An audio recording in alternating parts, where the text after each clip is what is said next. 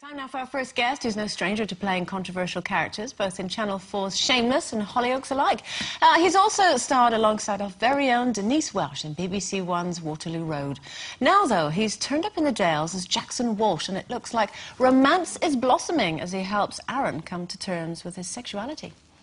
Your boyfriend? Is it worth it? If you hit him, you go to jail. Yeah, I don't care. But if I hit him, it's just a caution, innit?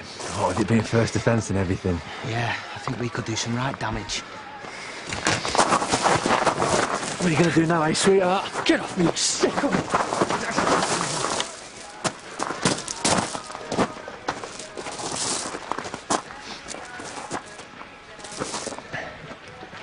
Cheers.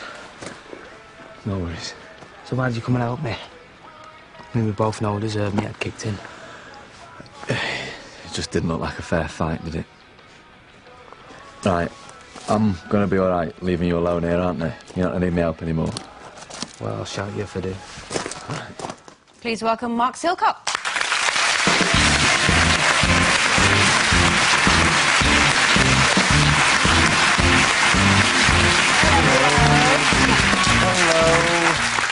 So how pertinent is that to the whole storyline that you're working on at the moment? Because that's sort of when Jackson comes back, even though really he should be quite cross with Aaron, he steps in and becomes his mate. Yeah, I think that's a moment basically where things start to thaw again between Jackson and Aaron. I think that's where Aaron realises that Jackson still has some feelings for him, really, coming and helping him in that situation. So I think that's at the cusp of the change of the situations between them both.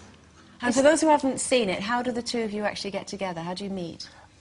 We originally met just out in a gay bar a couple of months ago. It was on screen, but after this, the episode that comes out on Thursday, we end up just having a bit of chat in the Woolpack and talking about Aaron's past suicide bid, really. And I think that's a major point as well, and a major issue that brings them a bit closer together, understanding why he did it and how we felt, how Aaron felt during that time as well.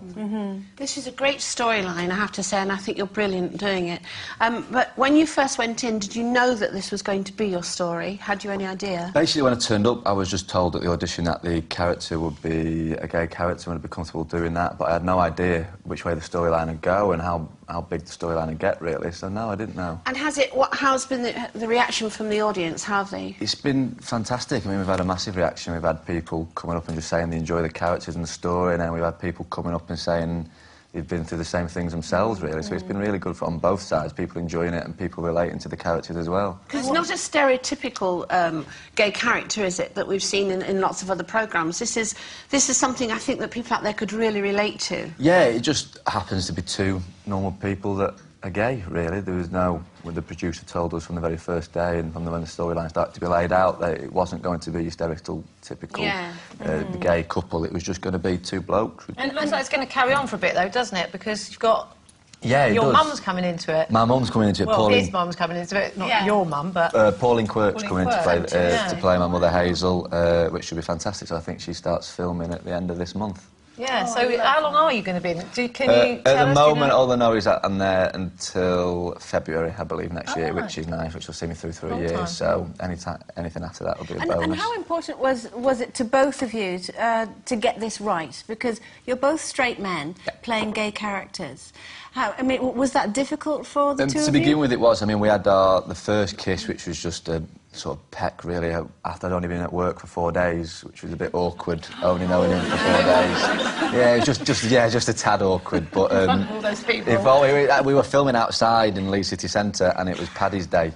So we had a whole crowd of people queuing up, watching us kiss, and that was awkward, but...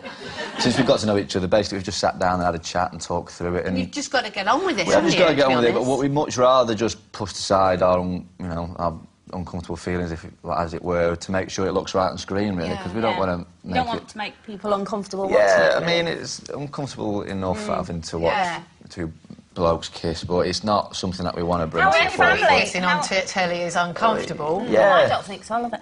How are your family? How are they reacting to this? Fine, job's a job. If Is it wasn't here, I'd be at home on the couch. My mum would rather have me out working than sat at home, so she's happy as long as And I'm what out about the your house. friends? Did they take like They're the mick fine, or- they're all right. I mean, a lot of my friends I went to acting college with, so they're fine. They know it's a job. And you left acting college to take the job in Emmerdale, didn't you? yeah, I left Hollyoaks last September, and then about 2 days after I left there, I went to university to do film and media. I did the first term, and 2 days into my second term, I was offered the part at Emmerdale, so I was allowed to leave, and I've been working there ever since. It's been good. And is it the kind of thing you'd like to get back into, or yeah, prefer if to at keep any working? point, and hopefully the work will carry on, so hopefully I won't have to, but if work stops and I have the correct time for me to do that, then yeah, I'll go back to university easily. And how about footy? Did you watch on Saturday? Yeah. Look at the eyes. What's your take on it? Go on, tell us. Was it great? Was it good football? Bit of a kick in the nads, that one, wasn't it? I'm not impressed with that. What did you think of Robert Greene's mistake, and how do you think that he should deal with it now? There are mistakes that people can make, and, you know, a